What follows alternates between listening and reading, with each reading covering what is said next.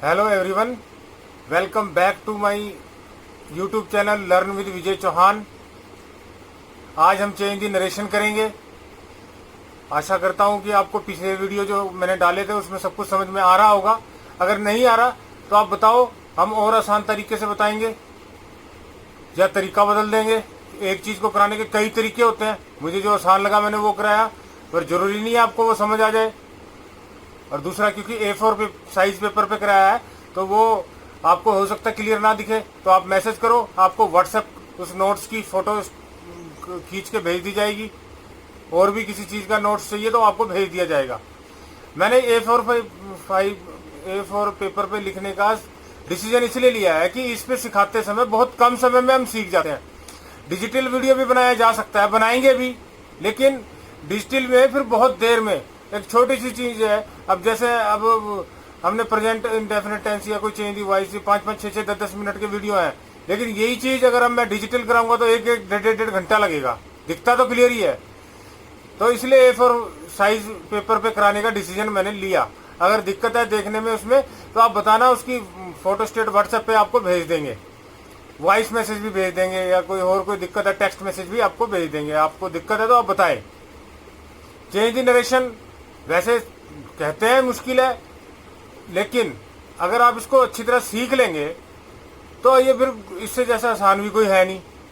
Change the narration ऐसी चीज है जो हर किसी के काम आती है, चाहे वो स्टूडेंट हो, चाहे कोई वैसे कोई हो, एल्डर हो, कोई टीचर्स हो, या कोई वैसे भी चाहिए, तो वो चेंज द नरेशन हर जगह चाहिए होती है।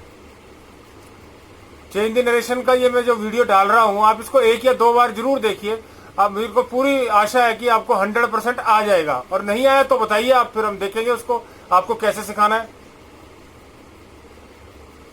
इसको सीखिए आप। अगर आप स्टूडेंट है तब तो आप सीखेंगे ही सीखेंगे। अगर आप स्टूडेंट नहीं है, कोई एल्डर है, तब भी आपको सीखनी चाहिए। आप अपने छोटे भाई बहनों को इंग्लिश ग्रामर सिखा सकते हैं, नरेशन सिखा सकते हैं, आप अपने बच्चों को सिखा सकते हैं। अगर आप टीचर हैं तो आप क्लास में अच्छा सिखा सकते हैं, और अगर आप टीचर नहीं भी हैं तो आप कोई कोचिंग सेंटर या ट्यूशन सेंटर खोल सकते हैं इंग्लिश के लिए स्पेशली। और आपको मैंने पहले भी कहा, आपको इस तरह से इंफॉर्मेटिव वीडियो मिलते रहे, इसलिए चैनल को लाइक, सब्सक्राइब और शेयर जरूर करिए। अभी आने वाले टाइम में बहुत इंपॉर्टेंट और कई विषयों के ऊपर मैं ये डालूंगा। आज चेंज द नरेशन मैंने इस ढंग से बनाई है कि वो 8वीं से लेके BA फाइनल ईयर तक को कवर करेगी। बेस यही रहेगा। कुछ थोड़े बहुत एडवांस लेवल पे भी हायर क्लासेस में हो सकती हैं, लेकिन बेस यही है। तो चलिए शुरू करते हैं change the narration with Vijay Chauhan. We give coachings for various subject for various classes. Today we are doing change the narration. Change the narration के 2 हिस्से होते हैं, एक डायरेक्ट स्पीच, एक इनडायरेक्ट स्पीच। किसी के कहे हुए शब्दों को स्पीच बोलते हैं, और जो कह रहा है उसको रिपोर्टेड वर्ब बोलते हैं। और डायरेक्ट स्पीच होती है जो सीधी बात कही जाए, डायरेक्ट स्पीच। इनडायरेक्ट स्पीच मतलब किसी बात को घुमा फिरा के कहना। ये थोड़ा सा हल्का सा हिंदी में मैंने बताया है। अब एक एग्जांपल देखिए। ही सेज, कोमा, इसको कोमा बोलते हैं, ये comma inverted comma start, I am going to Delhi, comma inverted comma closed. अब इसमें ये जो हिस्सा है इसको बोलते हैं रिपोर्टेड वर्ब पूरा, और ये जो शब्द है किसी के, इसको बोलते हैं रिपोर्टेड स्पीच। ठीक है जी। क्या उसने, ही से उसने कहा I am going to Delhi, मैं दिल्ली जा रहा हूं। अगर यहाँ कई बार ऐसे भी होता है he says to me, he said to me, वो कैसे कैसे होगा वो आगे बताया जाएगा। तो कोमे से पहले वाला रिपोर्टेड वर्ब, और कोमा इन्वर्टेड कोमा में क्लोज्ड जो होता है वो किसी के कहे हुए शब्द होते हैं, उसको रिपोर्टेड स्पीच बोला जाता है। तो ही सेज में ही जो है रिपोर्टेड वर्ब का सब्जेक्ट है। ठीक है जी, रिपोर्टेड वर्ब का सब्जेक्ट है ही। इनकी जरूरत पड़ेगी आगे। और यहां जैसे सेज टू मी होता तो ये मी ऑब्जेक्ट होता रिपोर्टेड वर्ब का। ठीक, चलिए अब एक एग्जाम्पल हम देखते हैं इसी का ही कि इसकी चेंज द नरेशन कैसे की हुई है। इनडायरेक्ट, इसका डायरेक्ट स्पीच ये हुई है, ये इनडायरेक्ट स्पीच मतलब इसका आंसर। ही सेज, इसका आ जाएगा ही सेज ऐसे की ऐसे, ही सेज दैट ही, आई का ही बना देना आपने, क्योंकि आई फर्स्ट पर्सन है। फर्स्ट पर्सन रिपोर्टेड वर्ब के सब्जेक्ट के अनुसार बदलेगा। ये मैं आगे फार्मूला बताऊंगा आपको कि ये कैसे बदलता है, सब्जेक्ट ऑब्जेक्ट का क्या चक्कर है। अभी आप हल्का हल्का सा देख लिए भी चेंज इन नरेशन होती कैसे है। दैट लगा दिया, फिर he is going to Delhi. अब इसमें मैंने इजएमआर का इजएमआर ही रखा, क्योंकि आई की जगह ही आ गया इसलिए इज लगा दिया, एम हटा दिया, गोइंग का गोइंग रखा। मैंने इसमें टेंस नहीं चेंज किया। अगर रिपोर्टेड वर्ब में, जैसे ये सेज है, ये वर्ब की पहली फॉर्म है, अगर ये वर्ब की पहली फॉर्म रिपोर्टेड वर्ब में हो तो रिपोर्टेड स्पीच का टेंस आपने नहीं बदलना है। वो रिपोर्टेड स्पीच का टेंस बदलना पड़ता है, वो सिर्फ तभी है जब रिपोर्टेड वर्ब में यहाँ पे सेड हो, सेकंड फॉर्म हो। तो आगे आपको समझ, आगे देखिए रूल 1, यदि से या वर्ब की पहली फॉर्म रिपोर्टेड वर्ब में हो तो रिपोर्टेड स्पीच का टेंस नहीं बदलेगा। जैसे मैंने ये भी उदाहरण करके दिखाया कि इजएमआर है तो इजएमआर ही रहेगा, प्रेजेंट कंटिन्यूअस में टेंस चल रहा था तो वैसे ही रहेगा। रूल 2, यदि सेज टू हो तो टेल में बदलना। अभी से अकेला था इसलिए से का सही रखा। अगर सेज टू मी है, सेज टू यू है, तो उसका आएगा tells to me, tells to him, इस तरह से। तो सेज टू का टेल्स में बदलना है, टेल, टेल्स। रूल 3, यदि सेड टू हो तो टोल्ड लगाना है। ठीक है जी, सेड टू आ गया तो टोल्ड लगेगा, फिर टेल नहीं लगेगा। टेल तो सिर्फ इसमें लगता है सेज टू में, अगर सेड टू हो तो टोल्ड लगेगा। आ गया समझ आपको? आ गया होगा। रूल 4, जो सबसे इंपॉर्टेंट टेंस है, अभी जो ये किया हमने ये हल्का फुल्का है। एक तरह से मोटे तौर पे आप ये समझ लीजिए, नरेशन के 2 हिस्से होते हैं। एक जब रिपोर्टेड वर्ब यानी ये वाला हिस्सा, इसमें वर्ब की पहली फॉर्म हो तो कोई टेंस नहीं बदलेगा रिपोर्टेड स्पीच का। लेकिन अगर यहाँ पे सेकंड फॉर्म हो, जैसे सेड आ जाए, तो फिर रिपोर्टेड स्पीच का टेंस बदलना पड़ेगा। उसके काफ़ी सारे फिर रूल्स हैं। अब मैं वही कराने जा रहा हूँ आपको, बड़ा इंपॉर्टेंट रूल है। रिपोर्टेड वर्ब में वर्ब की सेकंड फॉर्म हो तो रिपोर्टेड स्पीच का टेंस बदलेगा। कैसे बदलेगा? आई सेड टू हिम, अब ये सेकंड फॉर्म आ गई, कोमा इन्वर्टेड कोमा, ये कोमा और ये इन्वर्टेड कोमा स्टार्ट हो गया। ये वाला हिस्सा को हम रिपोर्टेड वर्ब बोलते हैं, ठीक, कोमे से पहले वाले को रिपोर्टेड वर्ब। और ये रिपोर्टेड स्पीच में कहाँ क्या क्या हुआ है, ये कोमा इन्वर्टेड कोमा स्टार्ट हो गया, you are writing a letter, ये कोमा इन्वर्टेड कोमा क्लोज्ड।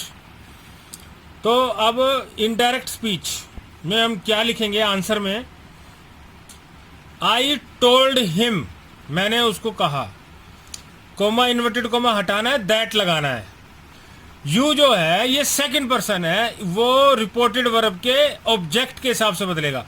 ये ऑब्जेक्ट है और ये रिपोर्टेड वर्ब का सब्जेक्ट है, ठीक है। तो ये ही है, हिम है, तो यहाँ पे यू की जगह फिर ही के हिसाब से बदलेंगे तो ही आ जाएगा। और क्योंकि मैंने कहा है यहाँ पे सेकंड फॉर्म हो रिपोर्टेड वर्ब में तो इसका टेंस भी बदलेगा। तो यू का तो हमने ये नीचे बता दिया, ही का ही आ गया। वो कैसे, मैं नीचे सन का फार्मूला होता है कि वो बताऊंगा। लेकिन दूसरी इंपॉर्टेंट बात वो है कि टेंस भी बदलेगा।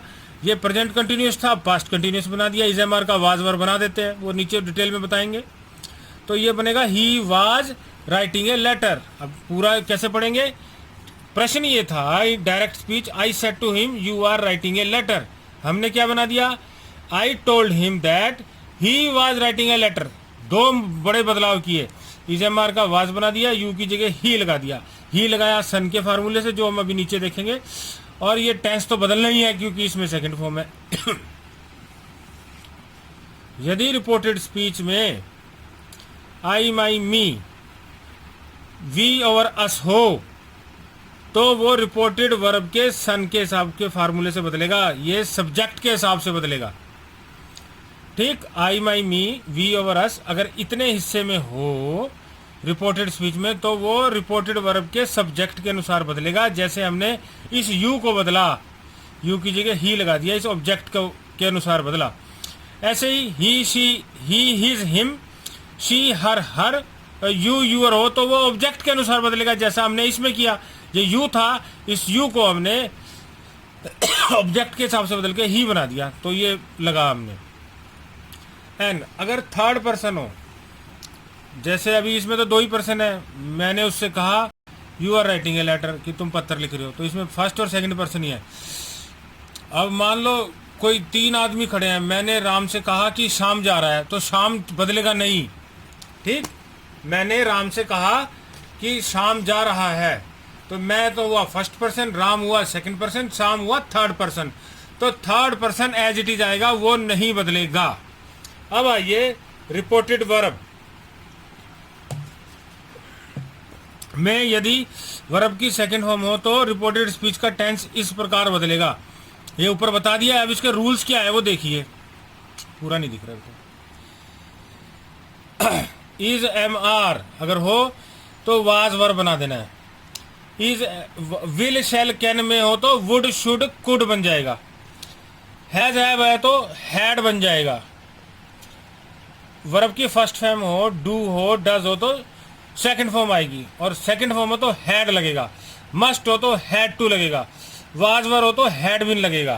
ठीक, इसको याद कर लेना 4-5 बार। रूल 5, यदि रिपोर्टेड स्पीच प्रश्नवाचक हो तो रिपोर्टेड वर्ब इस प्रकार बदलेगा। सेट टू की जगह आस्क्ड आ जाएगा यदि रिपोर्टेड स्पीच में प्रश्न हो तो। ठीक है, अब यदि भी प्रश्न is am are, do, does,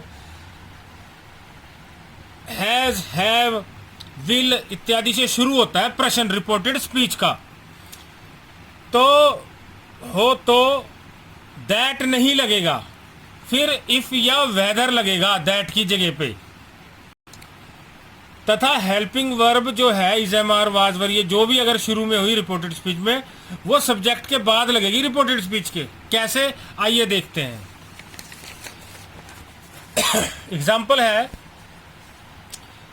direct speech, Peter said are you from Australia. अब ये क्वेश्चन मार्क है तो यहाँ सेड की जगह आस्क्ड आएगा।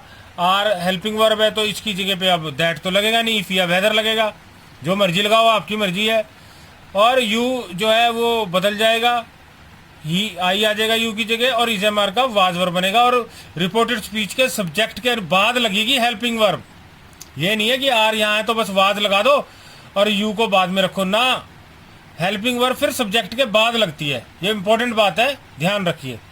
तो क्या बना फिर, Peter asked if I was from Australia. चलिए, रूल 6, यदि रिपोर्टेड स्पीच का प्रश्न व्हाट, व्हेन, हाउ, हु, वर से स्टार्ट होता है, आदि से शुरू हो, तो दैट, इफ, वेदर कुछ नहीं लगेगा। समझ गए, what, when, how, much, how, where, much आदि कुछ लगाओ तो, हुम इत्यादि कुछ लगाओ तो फिर कुछ भी नहीं लगेगा तीनों में से, इफ, वेदर, दैट कुछ नहीं लगेगा। Example, Tom said to me, comma inverted comma start, who will come with me, comma inverted comma closed. अब इसका answer, Tom asked me, who will का वुड कम विद मी। अब इसमें क्या क्या चेंज हुए, आस्क्ड तो लग गया, लेकिन यहाँ पे जो हम कॉमे के हटा के दैट, इफ, वेदर लगाते कुछ नहीं लगाया। विल का वुड बना दिया। मॉडल्स है ये, तो इसके लिए उसके साथ फर्स्ट फॉर्म ही आएगी, विद का विद आ गया। मी जो है ये फर्स्ट पर्सन है, फर्स्ट पर्सन रिपोर्टेड वर्ब के सब्जेक्ट के अनुसार बदलती है। तो टॉम लड़का है तो मी की जगह फिर इस टॉम की जगह पे लड़का है तो ये मी की जगह पे हिम लगा दिया। ठीक है जी। अब अगला है,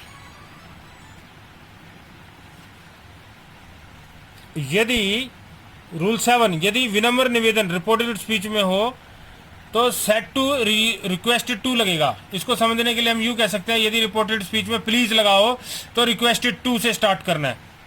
डायरेक्ट स्पीच कैसे, Ram said please bring me A glass of water. Ram ने कहा मेरे लिए एक गिलास पानी ले आओ। चलो, अब इनडायरेक्ट स्पीच में ये क्या हुआ, Ram requested to bring him a glass of water. ये रिक्वेस्टेड आ गया, बस और खाई खास नहीं है। ये मी की जगह मैंने हिम लगा दिया क्योंकि राम के हिसाब से सब्जेक्ट के अनुसार बदलेगा ये। रूल 8, अगर रिपोर्टेड स्पीच में कोई सलाह दे रहा है, कोई सलाह है, एडवाइज है, तो अब क्या करना है, तब एडवाइज लगेगा उसके अंदर, एडवाइज्ड टू। कैसे? Mother said listen to your elder, माँ ने कहा अपने से बड़ों की सुना करो। Answer, mother advised me to listen your की जगह माई एल्डर्स। ठीक है जी, हो गया। यहाँ सेट टू की जगह ये लिखना भूल गए, सेट टू मी है, ये सेट टू मी है, यहाँ सेट टू मी लगा लेना, मी के बाद कोमा है, सेट टू मी, और ये यूअर सेकंड पर्सन है, तो सेकंड पर्सन रिपोर्टेड वर्ब के ऑब्जेक्ट के साउंड बदलेगा, तो ऑब्जेक्ट मी है, इसलिए फिर यहाँ पे मैंने माई लगा दिया। अच्छा, रूल 9, यदि रिपोर्टेड स्पीच में खुशी वाली हैरानी हो तो एक्सक्लेम्ड विद जॉय लगेगा, यानी कोई ऐसी बात कर रहा हो हैरान करने वाली और खुशी देने वाली बात हो, तो उसमें फिर एक्सक्लेम्ड विद जॉय लगेगा। कैसे? Ram said coma inverted comma start hurrah Monu won the match. Hurrah जब बहुत खुशी होती है, मैच मुझ जीत जाते हैं तब बोलते हैं, तो ये खुशी वाली हैरानी है, तो इसका क्या बनेगा? Ram exclaimed with Joy that Monu had won the match. अब इसमें क्या क्या चेंज हुए? ये सेड की जगह एक्सक्लेम्ड विद जॉय लगा दिया, कोमा इन्वर्टेड कोमा हटा के दैट लगा दिया, मोनू ऐसे की ऐसे, क्योंकि यहाँ पे वो विन की सेकंड फॉर्म वॉन है, तो यहाँ पे हैड लगाया, फिर ये वॉन आ गया, बाकी ऐसे की ऐसे। अब ये है कोई दुख वाली बात हो तो, ये दुख वाली हैरानी।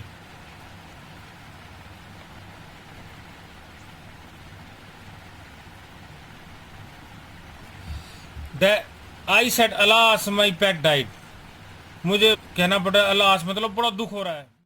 ये तो मैंने बताई खुशी वाली हैरानी। अगर कोई दुख वाली हैरानी हो, जैसे किसी का कोई ये मर गया, किसी का वो मर गया, किसी का कोई नुकसान हो गया, तो उसमें अलास शब्द यूज होता है। तो उसमें कैसे करना है? दुख वाली हैरानी में, दुख वाली हैरानी में कैसे करना है? हाँ, तो direct I said alas my pet died. क्या कहा? I said alas my pet died, तो इसकी इनडायरेक्ट कैसे बनेगी? आई एक्सक्लेम्ड विद सोरो, अलास दुख की बात है तो सोरो आ गया, उस खुशी वाली में विद जॉय था, इसमें सोरो आ गया, बस इतना ही फर्क है। माई पेट, अब ये डाइड सेकंड फॉर्म है, इसलिए मैंने यहाँ हैड लगाया, हैड डाइड सेकंड फॉर्म में, तो फिर हैड लगता है ना। अच्छा, रूल 10, रिपोर्टेड स्पीच में यूनिवर्सल ट्रुथ हो, कोई सर्वमान्य सत्य हो जो सब जगह माना जाता है कि ये सत्य है, उसमें रिपोर्टेड स्पीच में नहीं बदलेगा। रिपोर्टेड वर्ब में तो चलो ठीक है, सेट टू का टोल्ड वगैरह लग जाएगा, लेकिन जो रिपोर्टेड स्पीच है, जो कहे हुए शब्द हैं, वो नहीं बदलेंगे। और किसी की आदत है कि वो दाएं हाथ से खाना खाता है, वो सुबह जल्दी उठता है, किसी की आदत का भी बारे में बात हो रही है, तो भी वो रिपोर्टेड स्पीच नहीं बदलेगी। Reported speech no change. देखिए कैसे, direct speech, Ram said to me earth is round, Ram ने मुझे कहा कि धरती गोल है। अब धरती गोल है तो गोल है, ये कुछ बदलेगा ही नहीं। कैसे? सेड टू का तो चलो बदलेगा, Ram told me, coma inverted coma हटाया, दैट अर्थ इज राउंड, इसका कोई टेंस नहीं बदलना, जैसे कि ऐसे ही रहेगा। ऐसे ही वो आदत वाला हो किसी का तो भी ऐसे ही आएगा। कुछ शब्द इस प्रकार हैं जो ऐसे बदलते हैं चेंज दी नरेशन करते समय, हेयर का देयर, नाउ का देन, हैंस का देंस, यस्टरडे का द प्रीवियस डे, टुमारो का the next day, last night का the previous night, last day का the previous day, last week का the previous week, ago before. अच्छा, मैं आपको कुछ बातें बताना चाहूँगा इसी में ही अभी कि दोबारा रिमाइंड करा रहा हूँ। रिपोर्टेड वर्ब में वर्ब की सेकंड फॉर्म हो केवल तभी रिपोर्टेड स्पीच का टेंस बदलेगा, अदरवाइज नहीं बदलेगा। और अगर यूनिवर्सल ट्रुथ और किसी की आदत की बात कर रहे हैं तो फिर चाहे रिपोर्टेड वर्ब में सेकंड फॉर्म हो तब भी रिपोर्टेड स्पीच का टेंस नहीं बदलेगा। आइए मोटा मोटा हम पैचअप करते हैं। कैसे? यदि रिपोर्टेड वर्ब में आई माई मी वी योर अस हो तो सब्जेक्ट के हिसाब से बदलेगा। He his him, she her her, you your हो तो ऑब्जेक्ट के हिसाब से। Third person no change. Reported verb में सेकंड वर्ब की सेकंड फॉर्म हो तो रिपोर्टेड स्पीच का टेंस इस प्रकार बदलेगा। इज एम आर का वाज वर्ब बनाओ, विल शैल कैन मे का वुड शुड और माइट बनाओ, हैज हैव का हैड बनाओ। वर्ब की फर्स्ट फॉर्म डू डज हो तो सेकंड फॉर्म हो तो हैड लगाओ। मस्ट का हैड टू बनाओ, वाज वर्ब हो तो हैड बिन लगाओ। अगर रिपोर्टेड स्पीच में क्वेश्चन आ जाए तो सेड टू का आस्क्ड बनेगा। अगर रिपोर्टेड स्पीच में प्रश्न हो, is am are do does has have will वाक्य से पहले लगा हुआ है तो रिपोर्टेड स्पीच में दैट नहीं लगेगा, इफ या वेदर लगेगा, और हेल्पिंग वर्ब रिपोर्टेड स्पीच के बाद आएगी। अच्छा, इसके अलावा हमने आपको क्या सिखाया यदि प्रश्न व्हाट, व्हेन और हाउ और हु, वेयर से स्टार्ट होता है तो ना दैट लगेगा, ना इफ लगेगा, ना वेदर लगेगा, डायरेक्ट ही हो जाएगा। अगर हम किसी से विनम्र निवेदन कर रहे हैं यानी रिक्वेस्ट प्लीज आ गया बीच में तो सेट टू का रिक्वेस्टेड टू बनेगा। प्लीज तो गायब ही कर देना आपने आंसर बनाते टाइम, और सेट टू की जगह यू आर रिक्वेस्टेड टू। मैंने एग्जांपल दिया, आपको बताया भी है। किसी को सलाह दे रहे हैं तो एडवाइस टू आ जाएगा। खुशी वाली हैरानी हो तो एक्सक्लेम्ड विद जॉय आ जाएगा। दुख वाली हैरानी हो, अलास हो तो एक्सक्लेम्ड विद सोरो आ जाएगा। यूनिवर्सल ट्रुथ हो तो नो चेंज। ठीक। और जो सबसे पहले मैंने बताया था कि यदि से या वर्ब की पहली फॉर्म हो रिपोर्टेड वर्ब में तो रिपोर्टेड स्पीच का टेंस नहीं बदलेगा। जैसे कि ये सेज जो है ये वर्ब की पहली फॉर्म है, इसलिए चेंज इन नरेशन करते समय मैंने इसका टेंस नहीं बदला। I am going to Delhi तो ये ऐसे की ऐसे आ गया, he is going to Delhi. I तो बदलेगा क्योंकि फर्स्ट पर्सन है, ये सब्जेक्ट के हिसाब से बदलेगा, लेकिन टेंस नहीं बदलेगा। टेंस में बार बार बता रहा हूँ, सिर्फ तभी बदलना है जब रिपोर्टेड वर्ब में सेकंड फॉर्म हो। फिर टेंस जो है, जो मैंने ये रूल्स बताए उस हिसाब से रिपोर्टेड स्पीच का टेंस बदल देना है। आशा करता हूँ आपको समझ आ गया होगा।